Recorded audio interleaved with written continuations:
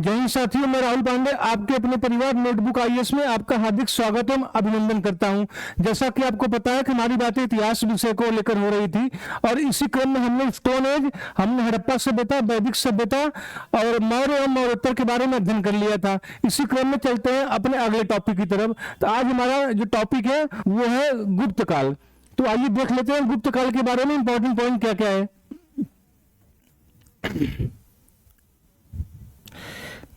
आज का पॉइंट है गुप्त काल या गुप्त साम्राज्य।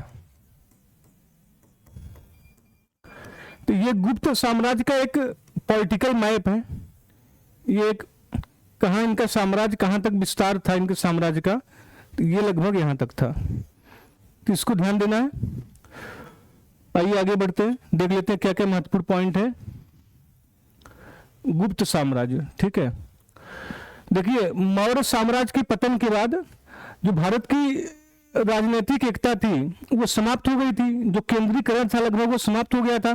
और इसी बीच कुषाण वंश व सातवाहन वंश ने क्रमशः उत्तरी व दक्षिणी भारत में कुछ हद तक प्रयास किया था स्थिरता लाने का, किंतु वो अपने अपने क्षेत्रों तक ही सीमित रह गए। बहुत बड़ा केंद्रीय सत्ता का स्थापना नहीं कर पाए थे। ठीक है, अगला पॉइंट है कि चौथी शताब्दी के प्रारंभ में पूर्वी भारत में एक नए राजवंश का उदय हुआ जो गुप्त वंश के नाम से जाना जाता है। इनके बाद गुप्त वंश का उदय हुआ और गुप्तों के बारे में कहा जाता है कि संभवतः ये कुषाणों के सामंत थे। कुषाणों के सामंत थे। और एक और पॉइंट है कि गुप्तों की उत्पत्ति से संबंधित हमें एक डिबेट देखने को मिलता है। जो भी इतिहासकार थे उनमें एक विवाद का विषय बना हुआ कि इनकी उत्पत्ति कहां से हुई। तो आइए आगे देख लेते हैं इसके अलावा और क्या क्या पॉइंट है। गुप्तों की उत्पत्ति के बारे में विभिन्न मत हैं, विभिन्न विद्वानों के मत हैं। अब किस विद्वान ने इनको क्या माना है देख लेते हैं। सर्वप्रथम केपी जायसवाल। केपी जायसवाल ने कहा कि गुप्त जो थे शूद्र थे। इन्होंने गुप्तों को शूद्र माना। और रोमिला थापर और आर्य शर्मा जैसे इतिहासकार ने इनको माना कि वैश्य माना, इनको वैश्य माना गुप्तों को। और अगला हेमचंद्र राम चौधरी और दशरथ शर्मा ने इनको ब्राह्मण माना, कहा कि गुप्त ब्राह्मण थे। और रमेश चंद्र मजूमदार और वासुदेव उपाध्याय ने इनको क्षत्रिय माना। तो आप देखेंगे कैसे अलग अलग इतिहासकारों ने ब्राह्मण, क्षत्रिय, वैश्य, शूद्र अलग अलग इनको मत प्रदान किया है कि क्या थे, ब्राह्मण थे, क्षत्रिय थे या वैश्य थे या शूद्र थे। तो चलिए आगे देख लेते हैं आगे और क्या क्या इंपॉर्टेंट पॉइंट है। गुप्त वंशावली का परिचय देने के हमारे पास अनेक अभिलेख हैं जिनसे हमें गुप्तों की वंशावली के बारे में जानकारी मिलती है। जिसमें सबसे प्रमुख कौन है? समुद्रगुप्त का प्रयाग प्रशस्ति। समुद्रगुप्त का प्रयाग प्रशस्ति अभिलेख, कुमार गुप्त का विलसड स्तंभ लेख और स्कंदगुप्त का भीतरी स्तंभ लेख। इनसे हमें गुप्तों की वंशावली के बारे में जानकारी मिलती है। और इन अभिलेखित साक्ष्यों के आधार पे ये माना जाता है कि गुप्त साम्राज्य की स्थापना या संस्थापक श्रीगुप्त ने किया था, या श्रीगुप्त को माना जाता है। और श्रीगुप्त के उत्तराधिकारी कौन थे? घटोत्कच, या उनके पुत्र कौन थे? घटोत्कच थे। तो ये कुछ प्रारंभिक गुप्तों के बारे में जानकारी थी। आइए आगे चलते हैं, आगे देख लेते हैं क्या क्या इंपॉर्टेंट है। आगे बहुत महत्वपूर्ण शासक के बारे में जानकारी दिया गया, चंद्रगुप्त प्रथम के बारे में। इनका जो कार्यकाल था 319 से लेकर 350 ईस्वी के आसपास ये था। चंद्रगुप्त प्रथम ने गुप्त वंश को एक शक्तिशाली राज्य के रूप में स्थापित किया। श्रीगुप्त ने भले ही गुप्त साम्राज्य की स्थापना की थी, लेकिन इसको सुदृढ़ बनाने का कार्य, इसको स्थापित करने का एक शक्तिशाली राज्य के रूप में किसने किया? चंद्रगुप्त प्रथम ने किया। इसे ही गुप्त वंश का वास्तविक संस्थापक माना जाता है। इसलिए माना जाता है क्योंकि इन्होंने एक शक्तिशाली राज्य में कन्वर्ट किया गुप्त साम्राज्य को। इस इतिहास में एक नए संवत, जिसको कि गुप्त संवत कहा जाता है, को चलाने का भी श्रेय दिया जाता है। 319-20 ईस्वी में गुप्त संवत चलाने का भी श्रेय किसको दिया जाता है? चंद्रगुप्त प्रथम को दिया जाता है। तो मेरे प्यारे बच्चों, इंपॉर्टेंट पॉइंट है, इसको ध्यान रखना है। चंद्रगुप्त प्रथम पहला शासक था जिसने महाराजा धिराज की उपाधि धारण की थी। तो चंद्रगुप्त प्रथम ने महाराजा धीराज की उपाधि धारण की थी। ये इंपॉर्टेंट पॉइंट है। आगे देख लेते हैं समुद्रगुप्त है, इनके बारे में क्या क्या महत्वपूर्ण बिंदु है। तो इनका जो कार्यकाल था 350 से लेकर 375 ईस्वी के आसपास था। चंद्रगुप्त प्रथम के बाद उसका पुत्र समुद्रगुप्त शासक बना। कई बार इसका क्रोनोलॉजी पूछ लेता है, एक बार क्वेश्चन आया था, तो गुप्तों के कई अलग अलग जो शासक थे उनका क्रोनोलॉजी पूछा हुआ था, ये भी ध्यान देना है। समुद्रगुप्त के समय गुप्त साम्राज्य का सर्वाधिक विस्तार हुआ, तो ये महत्वपूर्ण पॉइंट है, इसका ध्यान देना है। समुद्रगुप्त के सामरिक विजयों का विवरण हरिसेन के प्रयाग प्रशस्ति में मिलता है। हरिसेन के प्रयाग प्रशस्ति में समुद्रगुप्त के जो सामरिक विजय हुए उसका उल्लेख है। समुद्रगुप्त ने उत्तर भारत के 9 शासकों तथा दक्षिणापथ के 12 शासकों को पराजित किया। मतलब कितना बड़ा विजेता था कि उत्तर भारत के 9 शासकों को और दक्षिण भारत के 12 शासकों को पराजित किया समुद्रगुप्त ने। आगे देख लेते हैं कि दक्षिण के राज्यों के प्रति समुद्रगुप्त ने ग्रहण मोक्षानुग्रह की नीति अपनाई थी। ग्रहण मोक्षानुग्रह की नीति अपनाई थी, क्या है देख लेते हैं। इस नीति के तहत इन राज्यों को जीतकर वापस लौटा दिया, वह उनसे भेंट उपहार आदि प्राप्त किए।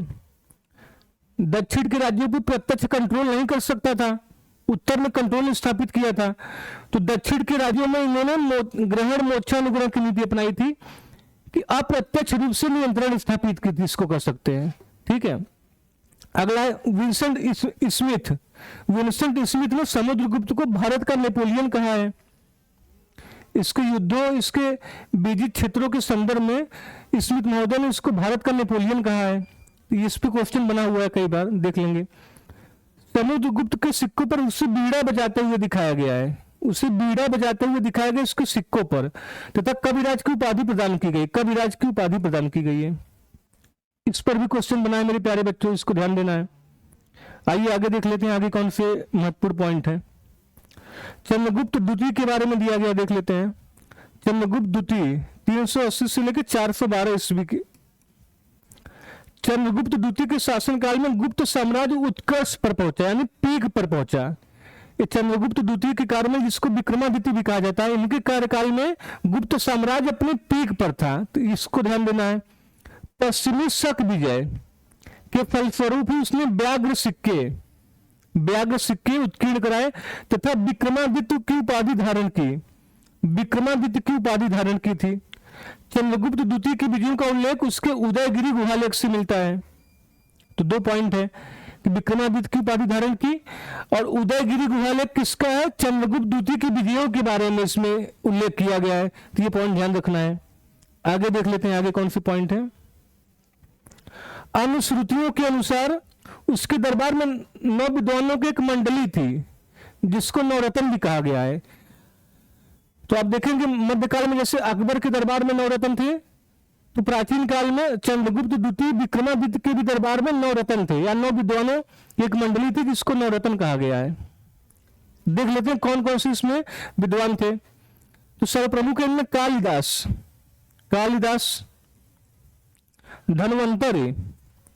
धनवंतर थे, छपड़क थे, अमर सिंह थे, शंकु थे, वेताल भट्ट थे, घटकरपर थे, वाराहमीर थे, वररुचि जैसे विद्वान थे। तो ये विद्वान नवरत्न कहलाए सब मिलकर। उसके शासनकाल में चीनी यात्री फायान भी भारत आया था। चंद्रगुप्त द्वितीय के काल में फायान भी भारत आया था। ये महत्वपूर्ण पॉइंट से आगे देख लेते हैं क्या क्या पॉइंट है। आगे कुमारगुप्त के बारे में दिया गया है, देख लेते हैं। कुमारगुप्त महेंद्रादित्य 415 से 454 ईस्वी में। चंद्रगुप्त द्वितीय के उपरांत कुमारगुप्त प्रथम शासक बना था। ये कुमारगुप्त शासक बने थे चंद्रगुप्त द्वितीय के उपरांत। कुमारगुप्त के सुव्यवस्थित शासन का वर्णन मंदसौर अभिलेख से मिलता है। तो मंदसौर अभिलेख से किसके शासन का वर्णन मिलता है, कुमारगुप्त के।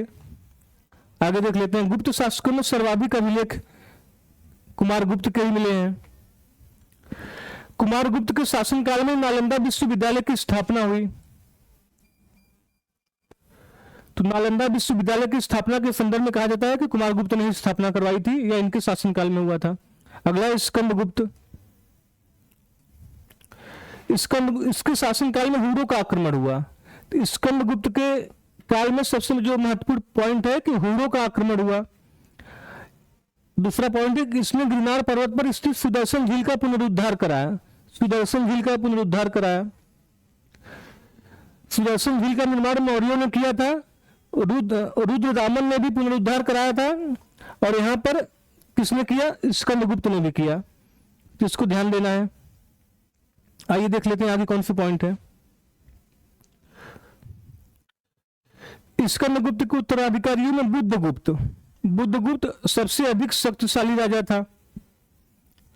गुप्तों के पतन के कारणों में हुरों का आक्रमण एक विशिष्ट कारण रहा है। ये जो हुरों के आक्रमण हुए, इनके पतन में जिम्मेदार एक कारण था ये। ठीक है, तो आगे देख लेते हैं इसके अलावा और क्या क्या चीजें हैं। आगे कुछ प्रशासनिक व्यवस्था के बारे में है। जो यूपीपीसीएस या यूपी आरओ एग्जाम में जो पूछने का ट्रेंड रहा है क्वेश्चन, तो ये जो महत्वपूर्ण पदाधिकारी थे, गुप्त काल के महत्वपूर्ण पदाधिकारी थे, इनके ऊपर क्वेश्चन पूछने की लगभग परंपरा रही है। तो आइए देख लेते हैं कि महत्वपूर्ण पदाधिकारी कौन कौन से थे। तो सबसे जो महत्वपूर्ण अधिकारी था महाबलाधिकृत। महाबलाधिकृत महाबलाधिकृत इसका विभाग कौन सा था? सेनापति हुआ करता था। सेनापति को महाबलाधिकृत कहा जाता था। ठीक है। महादंड नायक। महादंड नायक न्यायाधीश।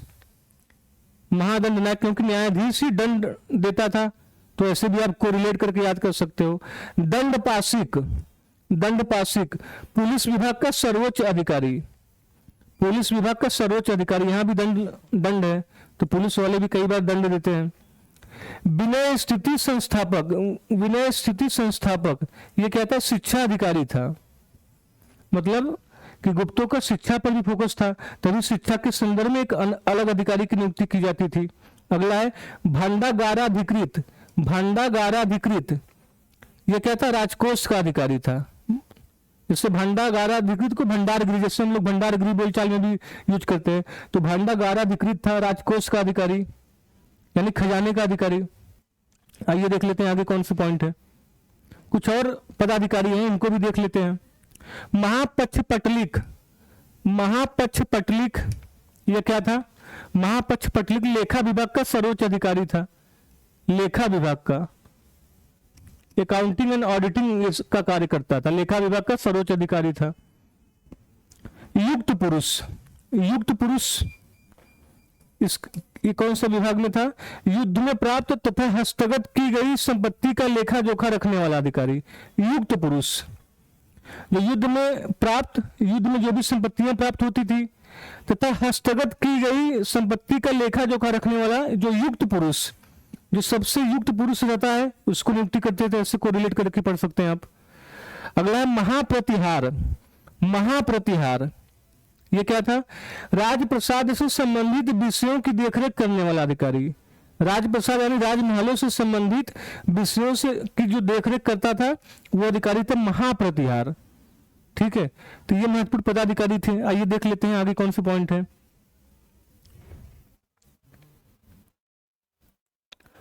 महाप्रतिहार ये हो गया था। अब गुप्त काल के कुछ कलात्मक अभिव्यक्ति देख लेते हैं। तो कला एवं संस्कृति के संदर्भ में हम कुछ मंदिर को देखेंगे या स्तूप वगैरह कहाँ निर्माण किया गया, क्योंकि क्वेश्चन ज्यादातर यहाँ से पूछे जाते हैं। तो इसको देख लेते हैं। ये गुप्त काल की कलात्मक अभिव्यक्ति का प्रतीक है, तो देख लेते हैं। तो गुप्त काल के प्रमुख मंदिर या स्तूप, सबसे पहला है भुमरा या नागोद। भुमरा या नागोद का शिव मंदिर। भुमरा या नागोद का शिव मंदिर ये रहा। भुमरा या नागोद का शिव मंदिर ये रहा, ये है। अगला है तिगवा जबलपुर का विष्णु मंदिर। क्वेश्चन पूछ सकता है कि विष्णु मंदिर गुप्त काल का कहां बना? तिगवा जबलपुर में बना, इसको ध्यान देना है। देवगढ़ झांसी। देवगढ़ झांसी का दशावतार मंदिर, ये क्वेश्चन आया हुआ है। तो ये है झांसी यानी बुंदेलखंड एरिया में, यह है दशावतार मंदिर, ये रहा। दशावतार मंदिर। तो इसको ध्यान देना, क्वेश्चन आया हुआ है, यहाँ से ज्यादातर क्वेश्चन मैचिंग में पूछ सकता है। 4 मंदिर का नाम इधर देगा और 4 कहाँ पे मंदिर किस काल के हैं या किस जगह पे बने हुए हैं, तो इसको मैच कराना रहेगा। अगला है सिरपुर, लक्ष्मण मंदिर या ईंटों का मंदिर है ये, ठीक है। उदयगिरी, ये विष्णु मंदिर है। और भीतरगांव कानपुर में है, भीतरगांव ईंटों का, ये ईंटों का मंदिर है भीतरगांव का, ठीक है। तो ये रहा भीतरगांव कानपुर का मंदिर, ये रहा। अगला है सारनाथ। सारनाथ में क्या है, स्तूप है, धमेक स्तूप। धमेक स्तूप है जो किस चीज का बना है, ईंटों का स्तूप है, ईंटों का बना हुआ स्तूप है।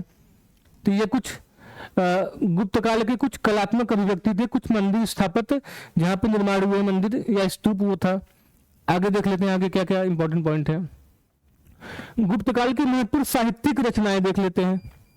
ये भी कला का प्रतीक है, कला एवं संस्कृति का प्रतीक है। तो कुछ साहित्यिक अभिव्यक्ति देख लेते हैं, महत्वपूर्ण रचनाएं देख लेते हैं। तो ऋतु संहार, ऋतु संहार की स्थापना किसने की थी, कालिदास ने की थी। चंद्रगुप्त द्वितीय के नवरत्नों में से एक थे कालिदास। मेघदूत, मेघदूत की रचना किसने की थी, कालिदास ने की थी। अगला है मुद्रा राक्षस या देवी चंद्रगुप्तम। मुद्रा राक्षस या देवी चंद्रगुप्तम, इसकी रचना किसने की थी, विशाख दत्त ने की थी। यह भी महत्वपूर्ण पॉइंट है, इसको भी ध्यान देना है। अगला जो पुस्तक का नाम है 10 कुमार चरितम। 10 कुमार चरितम काव्य दर्शन, इसकी रचना किसने की थी, दंडिन ने की थी, दंडिन ने की थी। अगली किताब का नाम है चारुदत्ता। चारुदत्ता, इसकी रचना किसने की थी, भास ने की थी। चारुदत्ता की रचना भास ने की थी, ठीक है। अगला है हर्ष चरित्र। हर्ष चरित्र, इसकी रचना बाण ने की थी, यानी बाण भट्ट ने की थी। यद्यपि यह जो किताब की रचना की गई हर्षवर्धन के काल में की गई, लेकिन इस किताब के संदर्भ में भी हमें, इस किताब के में भी हमें गुप्त काल के बारे में जानकारी मिलती है। तो यह भी है कि गुप्त काल में तो नहीं लिखी गई है, लेकिन इस किताब में हमें गुप्त काल की जानकारी मिलती है। तो यह भी ध्यान रखना है। अमरकोश, अमरकोश अमर सिंह ने इसकी रचना की है। यह भी चंद्रगुप्त द्वितीय के दरबार में थे। बृहत संहिता या बृहत संहिता, इसकी रचना वाराहमिहिर ने की है। और ब्रह्म सिद्धांत, अगला है ब्रह्म सिद्धांत। ब्रह्म सिद्धांत की रचना किसने की, आर्यभट्ट ने की। तो ये गुप्त काल की महत्वपूर्ण रचनाएं थी। ये सारे पॉइंट इंपॉर्टेंट है। आगे देख लेते हैं क्या पॉइंट है। कुछ और किताब का नाम लिखा है, पुस्तक का नाम लिखा है, देख लेते हैं। नीति शास्त्र कामंडक की रचना है। यह भी हाल फिलहाल में क्वेश्चन यूपीपीसीएस की प्रीलिम्स में आया था। कामंडक की किताब है नीति शास्त्र। मृच्छकटिकम, मृच्छकटिकम किसकी रचना है, शूद्रक की रचना है। और अगला है सूर्य सिद्धांत। सूर्य सिद्धांत किसकी रचना है, आर्यभट्ट की रचना है। तो ये थी गुप्तकालीन महत्वपूर्ण रचनाएं या कुछ ऐसी रचनाएं जिससे हमें गुप्त काल के बारे में महत्वपूर्ण जानकारी मिलती है। तो आइए मेरे प्यारे बच्चों आगे चलते हैं, देख लेते हैं आगे क्या इंपॉर्टेंट पॉइंट है। आगे गुप्त काल के महत्वपूर्ण अभिलेखों के बारे में है। गुप्तकालीन महत्वपूर्ण अभिलेखों के बारे में है और इन अभिलेखों से हमें गुप्त काल के बारे में महत्वपूर्ण जानकारी प्राप्त होती है। तो देख लेते हैं। समुद्रगुप्त, पहला समुद्रगुप्त शासक है और इसके कौन कौन से अभिलेख हैं। एरण प्रशस्ति, एरण प्रशस्ति। दूसरा है प्रयाग प्रशस्ति, यह भी समुद्रगुप्त के बारे में। नालंदा प्रशस्ति तथा गया का ताम्रलेख, तथा गया का ताम्रलेख। प्रशस्ति मतलब प्रशंसा में लिखा जाता था, तो इसको प्रशस्ति कहते हैं। चंद्रगुप्त द्वितीय विक्रमादित्य, चंद्रगुप्त द्वितीय विक्रमादित्य, इनके बारे में देख लेते हैं। उदयगिरी का प्रथम एवं द्वितीय गुफा लेख, उदयगिरी का प्रथम एवं द्वितीय गुफा लेख, गढ़वा का शिलालेख एवं सांची का शिलालेख और महरौली प्रशस्ति, ये सब किससे जुड़ा हुआ है, चंद्रगुप्त द्वितीय, जिनको कि विक्रमादित्य भी कहा जाता है, तो इनके काल की है। अगला है कुमारगुप्त प्रथम। कुमारगुप्त प्रथम के बारे में देख लेते हैं। कुमारगुप्त प्रथम गढ़वा का शिलालेख, विलसार्ड स्तंभ लेख, मथुरा का जैन मूर्ति लेख, मंदसौर शिलालेख।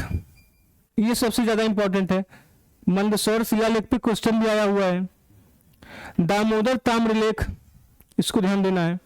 स्कंदगुप्त के बारे में देख लेते हैं। जूनागढ़ प्रशस्ति,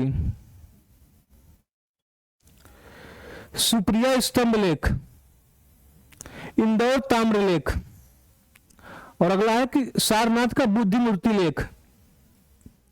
ये सब किस काल के हैं? स्कंदगुप्त के काल के हैं या स्कंदगुप्त से रिलेटेड है। आइए देख लेते हैं इसके अलावा और क्या है।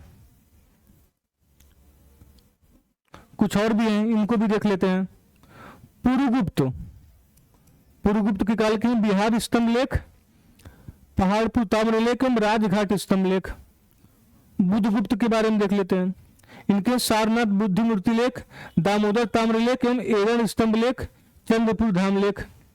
भानुगुप्त, ये इंपॉर्टेंट है। भानुगुप्त यहां से क्वेश्चन पूछ सकता है। एरण स्तंभ किसका है? भानुगुप्त। और विष्णुगुप्त के बारे में क्या है? दामोदरपुर का ताम्रलेख, विष्णुगुप्त से जुड़ा हुआ है। और वैन्यगुप्त से जुड़ा हुआ क्या है? टोपरा ताम्रलेख। तो ये था गुप्तकालीन महत्वपूर्ण अभिलेख। देखिए इसमें किस तरह के क्वेश्चन बन सकते हैं, ज्यादातर इसमें मैचिंग वाले क्वेश्चन बन सकते हैं। मैचिंग वाले क्वेश्चन बनने की प्रबल संभावना है कि 4 शासक दिया रहेगा, 4 अभिलेख दिया रहेगा, उसको मैच कराइए।